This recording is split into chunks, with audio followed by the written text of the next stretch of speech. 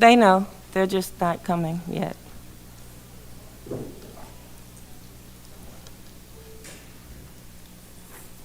One, two.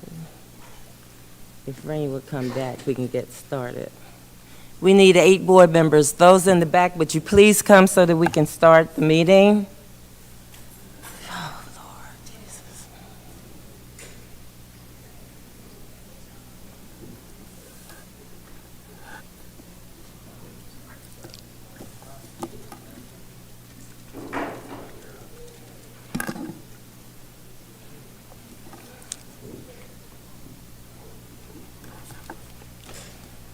Thank you. 1, 2, 3, 4, 5, 6, 7, 8. Okay.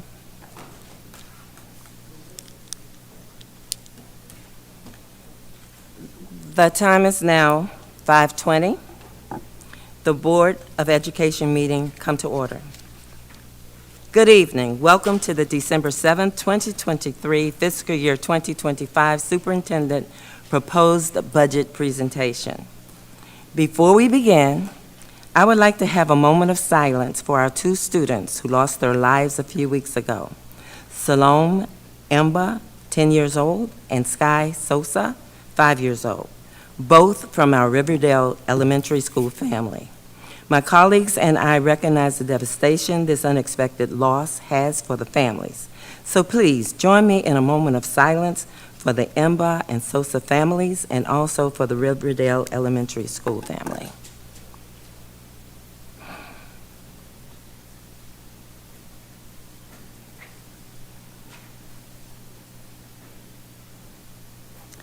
Thank you so much.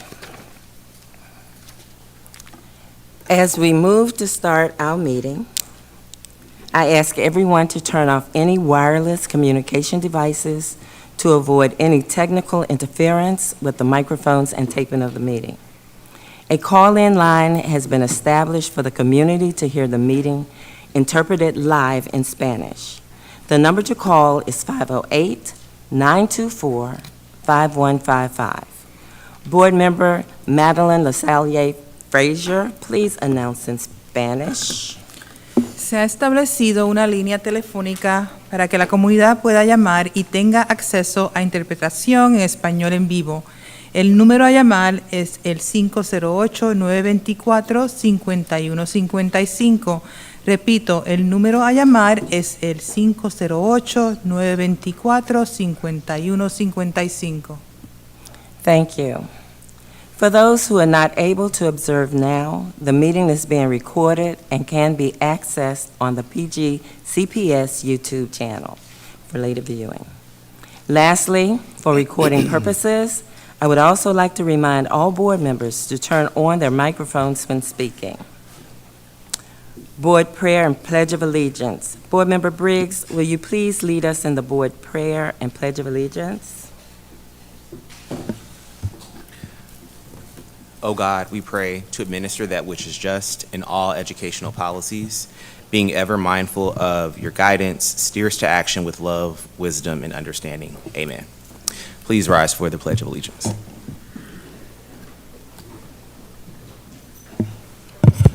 I pledge allegiance to the flag of the United States of America and to the republic for which it stands, one nation, under God, indivisible, with liberty and justice for all.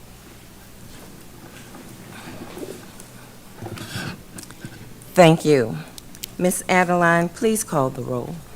Madam Chair, before she calls the roll, are you going to read our mission statement? I didn't see it on the agenda, and that was something that we did agree to as a board. Board Member Miller, that is not on the agenda for tonight. So we need to go on. Ms. Adeline, please call the roll. Mrs. Adams Stafford. Present. Ms. Booth Estrada. Mr. Briggs. Present. Mr. Fields. Dr. Harris. Present. Mr. Jackson. Here. Mrs. LaSalle Frazier. Present. Dr. J. Miller. Dr. Z. Miller. Present. Mr. Murray. Mrs. Rout, Present. Ms. Walker, Ms. Rivera Forbes, Present. Mrs. Mickens-Murray. Present, thank you. Now we will have the adoption of the agenda. Please note that items 2.1 and 2.2 were removed from this agenda. The question is on adopting the December 7, 2023 meeting agenda as amended. I move that we adopt the agenda. Second. And it has been moved and properly seconded to adopt the agenda. Is there any discussion? Hearing none, Ms. Adeline, please call the roll. Mrs. Adam Stafford, Aye. Mr. Briggs, Aye. Mr. Fields, Dr. Harris, Aye. Mr. Jackson, Aye. Mrs. Lasalle Frazier, Aye. Dr. J. Miller,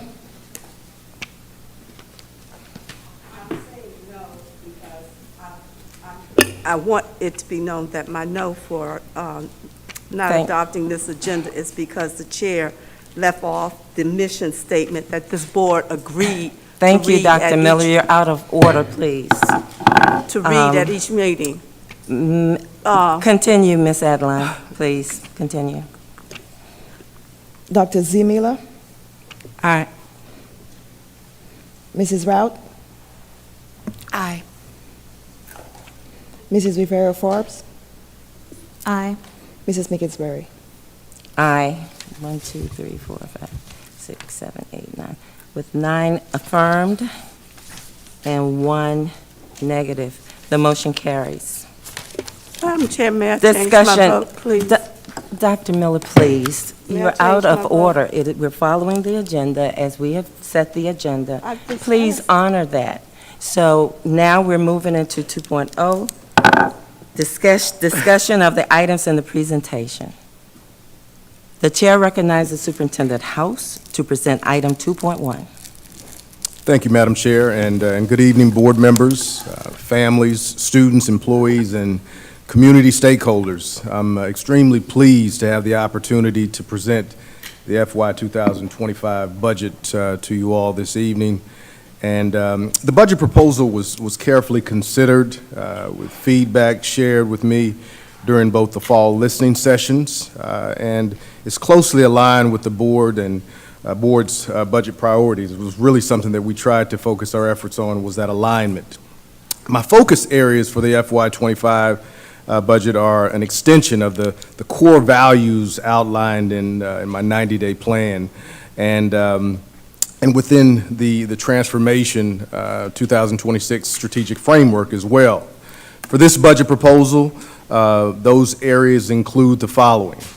As you can see, academic improvement through innovation, as well as staff and recruitment, which has been a major issue, school and safety, as well as the idea of student well-being. Now, before we get into the details of the proposed budget, it's important first to really understand the impact of our funding from the federal, state, and county sources. The FY 25 budget is unlike any other cycle we faced in recent years for a few different reasons. There are several factors impacting our school system for the upcoming year, resulting in significant budget constraints. First, we have the impact of course, the federal COVID relief ESSER funds expiring in 2024, actually September 30th to be exact, 2024.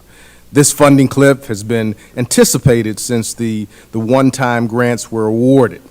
The district has been carefully planning for the transition of the operations to maintain one-to-one technology, free summer school, and academic interventions for our most academically vulnerable student population. Online learning programs for students who continue to thrive academically in virtual learning settings, mental health supports, and ongoing maintenance and repairs of our aging infrastructure as well. Now, September the 30th, actually, enrollment is the basis for funding our school system for the following fiscal year.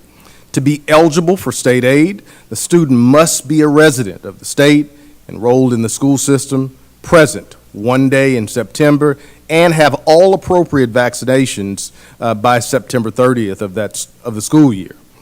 This chart outlines actual enrollment for the first five years. Now, K-12 enrollment represents, on the blue line, has remained steady in the last year, but has not rebounded to pre-pandemic levels as everyone wants. Now, of course, our farm students count, represented on the orange line, experienced a sharp increase last year. However, this count has leveled off in the current year. Farm students count is used to determine our funding for compensatory education, as well as concentration of our poverty grants. English learners, as we all know, has been a major push and increase in the school district in terms of the population count has shown on the white line, as you'll see, a special education student count captured on the gray. Our school system receives foundation funding for each student based on greater of actual September 30th eligible enrollment or a rolling 3-year average. Now, while our total enrollment or eligible enrollment has really remained steady, as we just reviewed, the rolling 3-year average has declined by 1.4%. Now, this is due to the enrollment for the September 30th, 2019, which was, of course, pre-pandemic, rolling out of the funding calculation. Now, note here, the September 30th, 2020 enrollment count was excluded or held harmless by the state from the 3-year average funding calculation due to the impact from the pandemic. Now, for FY25, our foundation enrollment will be based on the September 30th eligible enrollment count, which is greater than the 3-year average.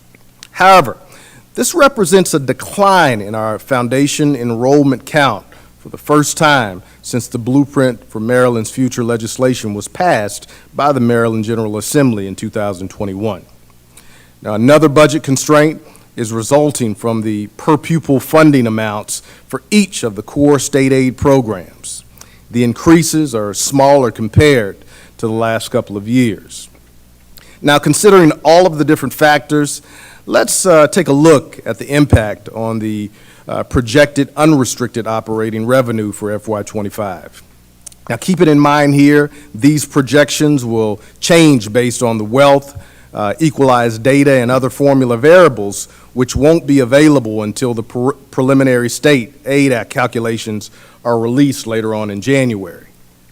Now, foundation revenue, which is our largest funding source, is increasing less than 1% due to the declining foundation enrollment and the smaller per pupil funding amounts that we reviewed just a few slides earlier. Now, comparable wage index funding is for the regional difference in cost to hire personnel. This funding calculation is based on the foundation formula and therefore is increasing by the same percentage as the foundation revenue.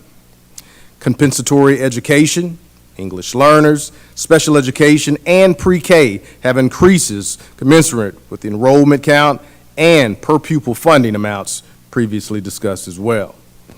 Now, overall, our state and local share of the major state aid funding is only increasing by 2%. County sources that we receive in addition to the local share of state aid funding are projected to remain pretty much flat. However, based on a few dollars that are expected for matching grants, more funds are projected to be available for unrestricted funds, resulting in the 10.5% increase. The use of fund balance for FY25 represents year 3 of the plan to use fund balance through FY 2029. This was being done in order to sustain the salary increases that have currently been negotiated in the agreements that we have on the table. With small 4% increases in our total unrestricted revenues, our required expenditures are expected to outpace this increase. Now, over 85% of the revenue increase, or $88 million, will go directly to employee raises outlined in our multi-year negotiated agreement. $15 million will cover the other post-employment benefit liability payment. that was removed from the prior budget during last year's reconciliation and must be reinstated. A new mandate for Phase 2, as you've heard, Blueprint Schools construction requires funding of $24 million. Now, $20.3 million must be used to cover operational costs during business, including lease purchase, building maintenance, and repairs and technology as well.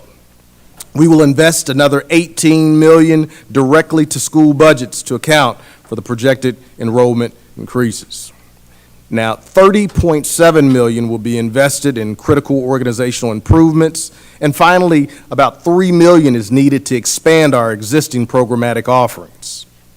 These expenditure changes result in an initial FY25 budget deficit of nearly $97 million.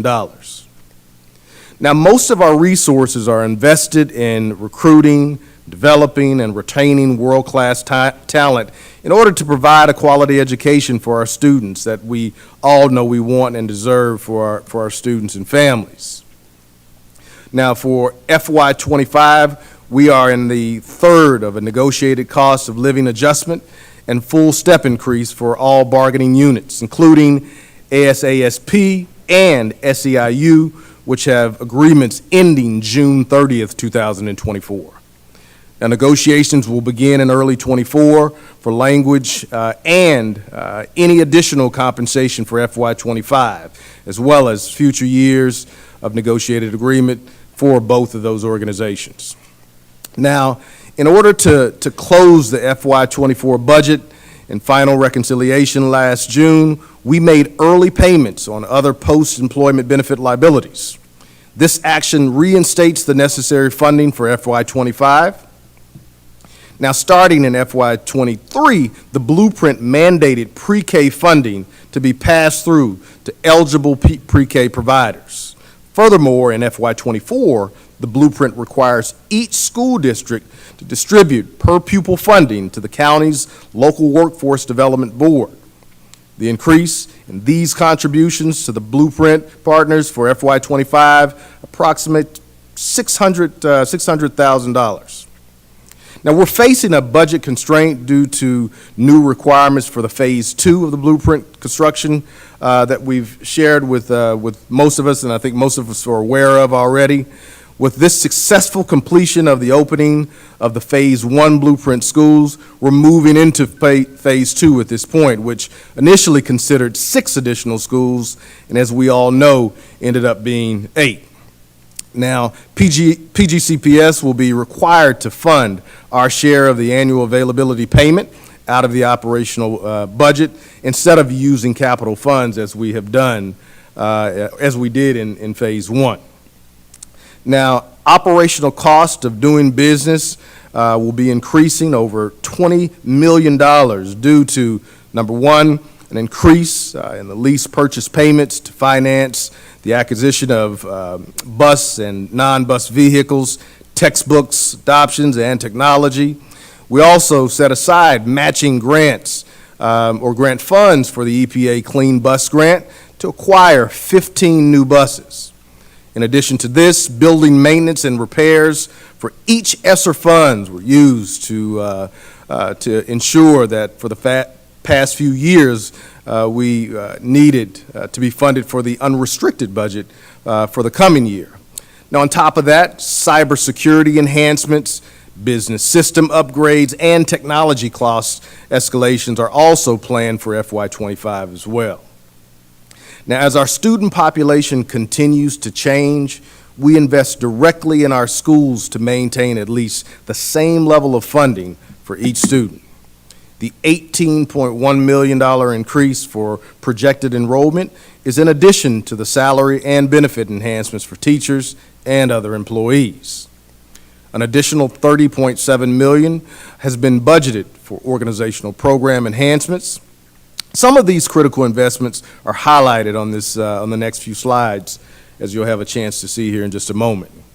Now, as we all know, safety and security is one of my key focus areas for the coming year, and increasing school-based staffing at all middle and high schools is paramount to ensure that safety of our students and staff is in place.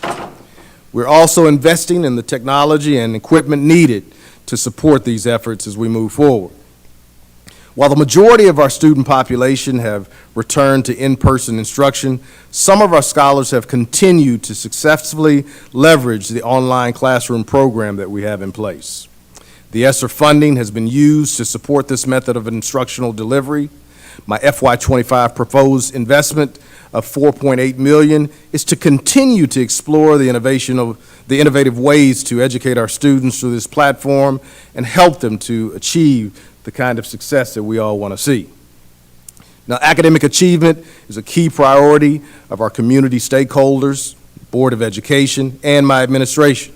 This is why we are investing $4.2 million to continue with the student interventions which are improving academic outcomes as we've seen most recently.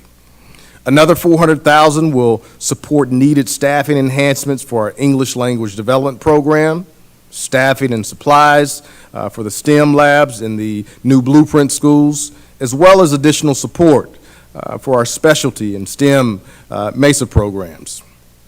This budget proposal makes an investment to return to the fully staffed athletic training program that we know has been a big loss for us. We will be adding one certified athletic trainer at each one of our high schools with a focus on educating students and staff on minimizing athletic injuries. An athletic program compliance coordinator position will also be added. Finally, our enhancing security coverage for all of our athletic games and events will be a big portion of this piece as well. Critical staffing investments are being made in these few areas. Number one, student services with the hiring of 15 duty nurses and one mental health coordinator to meet student needs. Informational technology with 6 additional school-based IT field technicians, as well as a data privacy and security administrator, and 12 additional building service staff needed for the maintenance and repairs of the workload that we've seen in the past. For the FY 24-25 school year, we're investing $1 million in the special education instructional program to ensure that 14 existing special education preschool classrooms have the required furniture and equipment needed to meet the accreditation standards, offer monthly after-school clinics by the Department of Special Education, and provide equivalent access to the digital tools for students with disabilities, which is a new COMER requirement. Now, finally, we are planning to invest an additional $3 million into some of our existing academic programs that include providing additional classroom teachers to support visual arts and vocal music at Northwestern High School, as well as instrumental music at Hyattsville Middle School, expanding the elementary autism program, as well as the additional staffing for special educational regional programs and new Glen Ridge Middle School, adding staffing for IB instructional specialists, and an avid classroom teacher for Sonia, I'm still struggling with the pronunciation, Sotomayor Middle School as well. Expanding Chinese and Spanish immersion at Largo High School, as well as adding Korean world language positions to support programs at Roosevelt High School and Kenmore Middle School. We also want to expand the 3D programs to Fairmont Heights and adding a Judy Horror Center as Samuel Chase. With all of these different proposed investments, we have a $97 million budget gap, which requires reconciliation. To fully close the unrestricted operational budget deficit, we will have to make a essentially $12.6 million reduction at some point through different departments at central office. We will reduce systemic lapse and reserve accounts, and we will once again use early payments in the current year towards annual OPEB liability obligations, as well as make early payments towards our outstanding lease purchase agreements and the Blueprint Phase 2 schools FY25 availability payments as well. As I close, this particular presentation, please be reminded that the Board of Education has adopted a collective process to make amendments in the board-requested budget. This process has essentially 3 phases, as you're familiar with, and you see on the screen. Number 1, board member questions and answers. Number 2, Board of Education amendments. And then finally, number 3, the budget finalization. Now, throughout this process, there are several opportunities for community engagement. This process commences with a few key dates taking place in the next 30 days that we want to take note of. Now, tomorrow, specifically, FY25 proposed budget book will be posted to our Budget and Management Services webpage. Next week, December the 12th to be exact, board members and my administration will participate, as you all know, in small 4x4 discussions on the FY25 proposed budget. The amendment template will be released to the board members on Wednesday, December the 13th, and discussed during the Operations, Budget, and Fiscal Affairs Committee meeting on Wednesday, December the 20th. Questions for the first work session are due from board members on January the 3rd. Now, the remaining dates for Phase 1 are outlined here, as you will see, ending the budget work session on January the 25th and February the 1st. Now, during Phase 2, board members will decide on amendments to be proposed to the budget at the 3rd budget work session on February the 15th. Now, on February the 22nd thereafter, the requested budget of the Board of Education must be approved in order to transmit the budget to the county executive by March the 1st, key date. We hope to, of course, continue hearing from not only students, families, employees, our labor partners, and other members of the community throughout this requested budget process. We will be reaching out through various methods to inform the community of the key dates associated with the requested budget cycle, as we will be sharing information on how to participate in the public hearings ahead. My team and I look forward to working closely with the Board of Education throughout the remaining budget process. Madam Chair, that concludes my comments. Thank you so much, Superintendent House. Before we proceed, I would like to remind my colleagues that during the first round of questions and responses, you will receive 5 minutes, and in the second round, 3 minutes. Colleagues, this is the time to practice, if we can, our 2.5-minute timing that we use during our retreat. So with that said, I will recognize, put my glasses on, let me see. Board Member Adam Stafford. Thank you so much, and thank you so much, Superintendent House, for your presentation. You know, I wanted to just mention the OBAFA committee is committed to working with the administration to share the budget and get out into the community, and so we'll be having these pop-up sessions in the community to kind of share this budget, the CIP budget, so that community members can have a better understanding of the budget and the budget process. I had a couple of questions just about your presentation.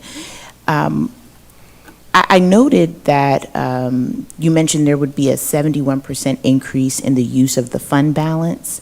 And maybe you could clarify that a bit more.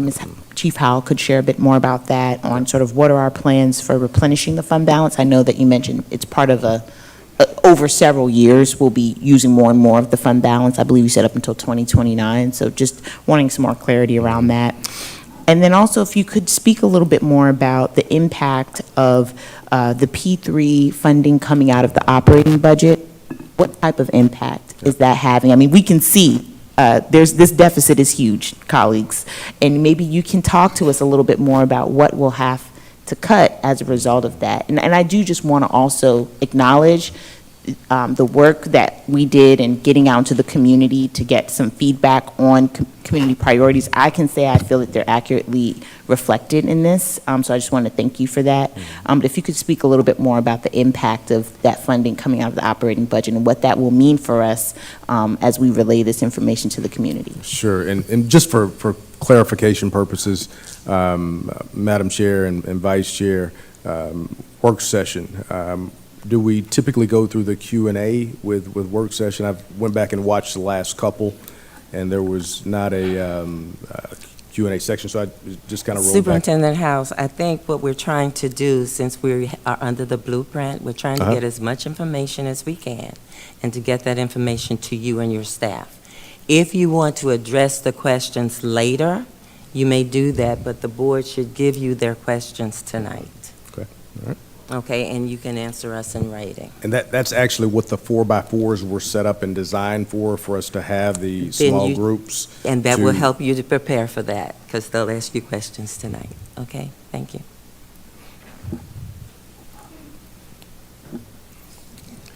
Board Member Stafford, had you completed your questions? Yeah, and I guess just my other question is just how can we support in advocating to stop that change, the funding coming out of the operating budget? Any feedback you can give us on how we can advocate to support the school system? I think specifically in reference to the operational budget shift that we're seeing with this particular phase, that's probably a legislative piece that has to be focused upon. So I would say as we navigate the waters up and down the road to Annapolis during this 90-day session that's coming up, it's important that this be one of the things as you take phone calls, as you have conversations with folks in the legislature, that you speak to this as being one of the things that you might be concerned about. We will definitely work to galvanize with our board members around our legislative, priorities as we move forward. And if there are particular things that we want to speak to outside of those priorities, being, one like this, we can definitely push the envelope on it.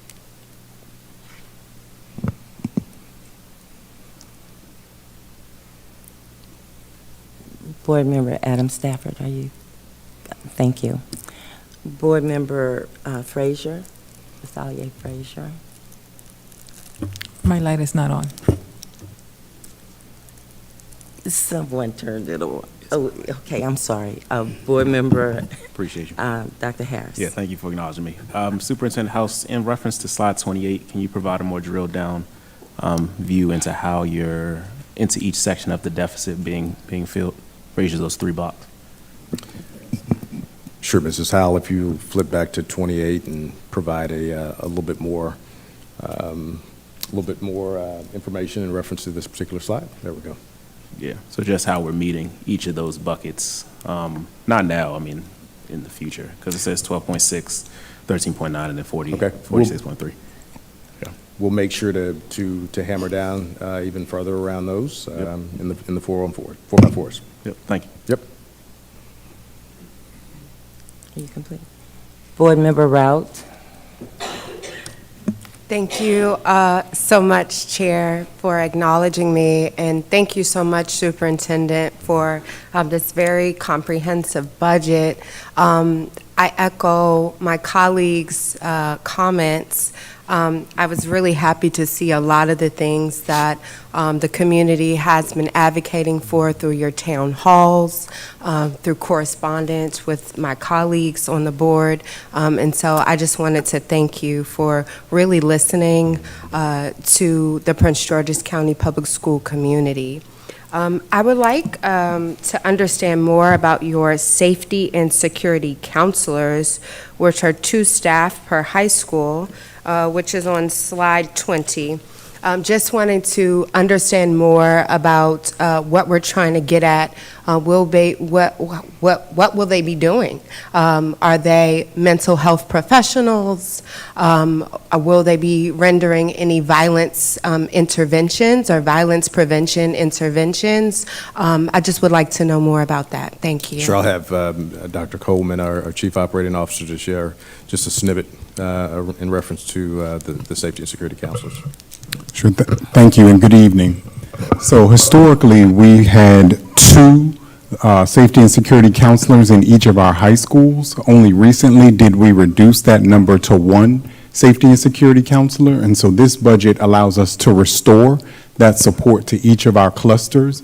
Having two safety and security counselors in each high school allows us to better support each cluster because these staff members have arrest powers, and they also are the only ones who are authorized to pick up contraband from any of the feeder schools. So as it's currently constructed, the staffing is currently constructed, that one safety and security counselor actually has to leave their school to go to that middle school or go to that elementary school to support whatever those needs are, and that takes out the supervisory structure at that high school. So restoring that second person gives us the ability to always have a supervisor, an evaluator in our high schools, and keeps them covered throughout, even as they support the clusters.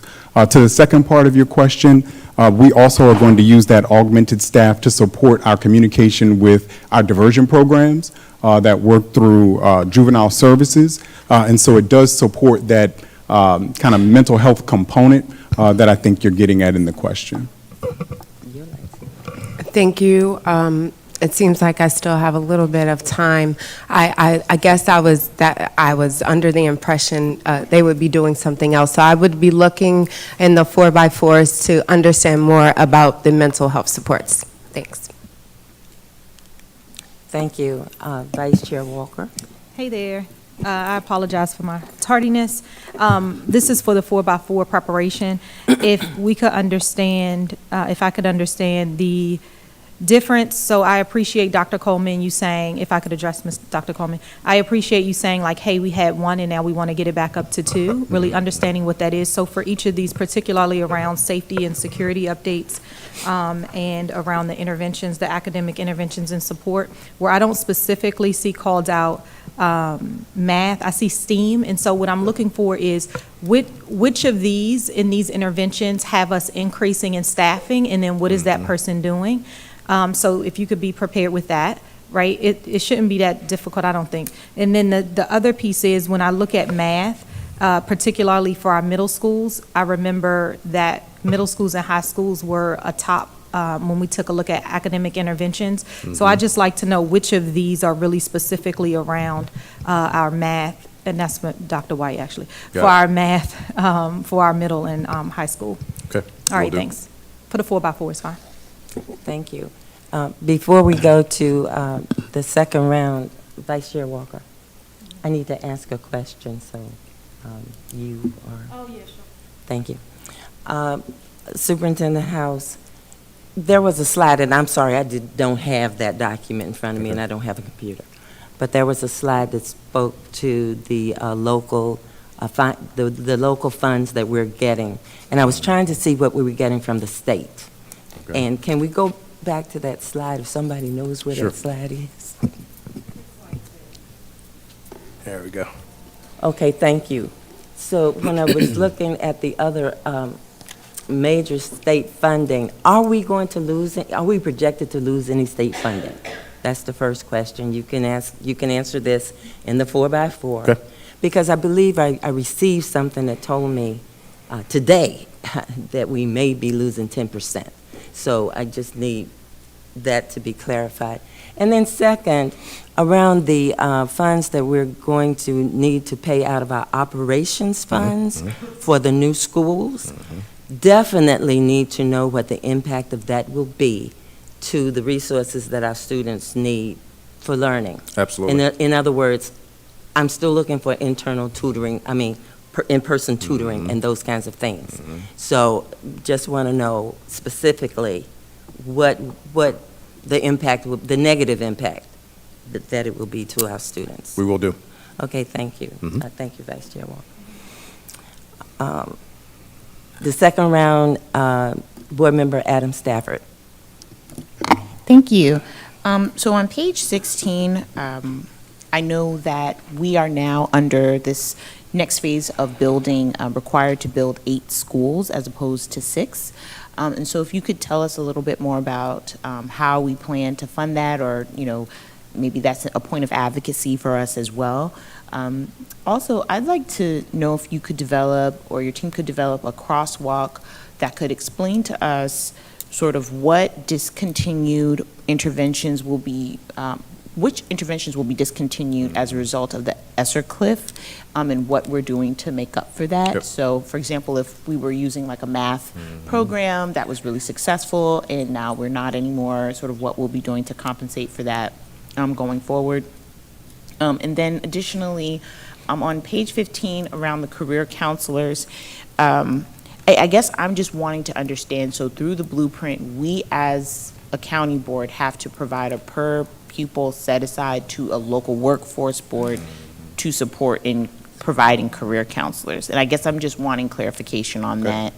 And then on page 19, I guess I'm just wondering if you can help the board just gain an understanding in terms of what type of rubric or measurement you're using to determine sort of which programs we will continue in terms of like our academic interventions and supports, because we've just been starting to see some progress. As you saw, many of our schools made some of the 50 most improved schools in Maryland, and we want that progress to continue. And so just understanding sort of what is our measuring stick in terms of which programs we're continuing and which ones we're not, that would be really helpful. Absolutely. We'll have that prepared for the 4x4s. Thank you. Second round, Board Member Rout.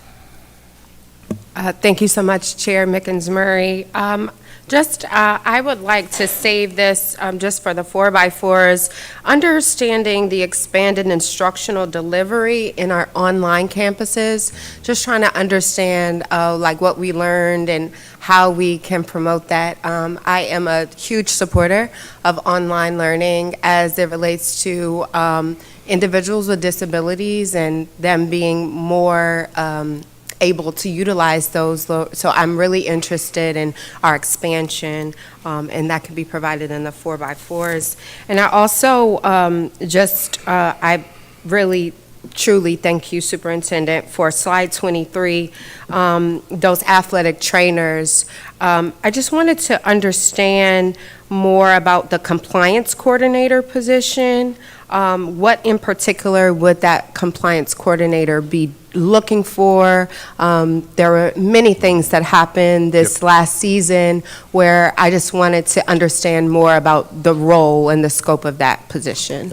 It would essentially be the individual that oversees the different high schools as we have kids that either transfer in or look at eligibility pieces. Of course, we have that at the campus level, but we don't have anybody that oversees that at the district level. So just for clarification purposes, that's the whole idea.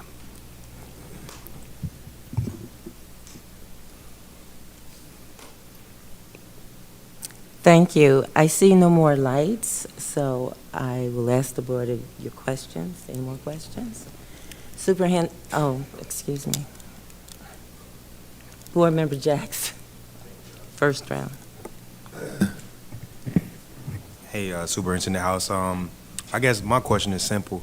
I saw like the additions to like the athletic departments for each high school with like the physical therapist or like the physical trainer. I forgot the exact title for it, but The athletic trainers. Athletic trainers, yeah.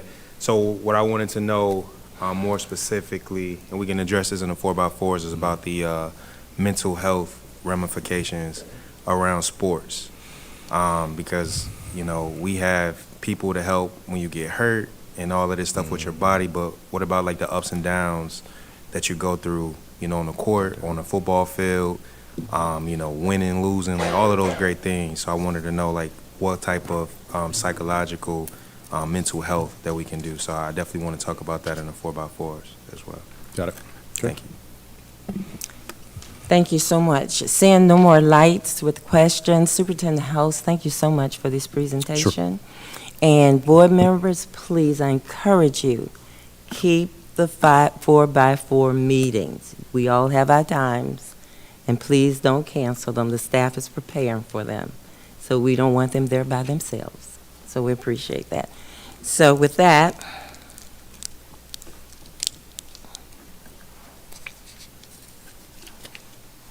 I would like to inform the public of the upcoming meetings. The Academic Achievement Committee will meet on December 11th, 2023 at 5:30 p.m. The next board work session is on December 14th, 2023 at 5 p.m. Follow-up items from this meeting will be posted upon receipt.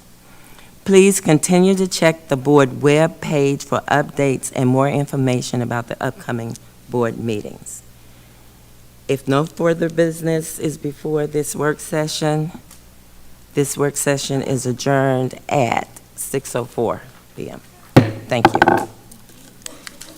Now for the public, we are going to take a 5-minute break, and then we're going to start the work session.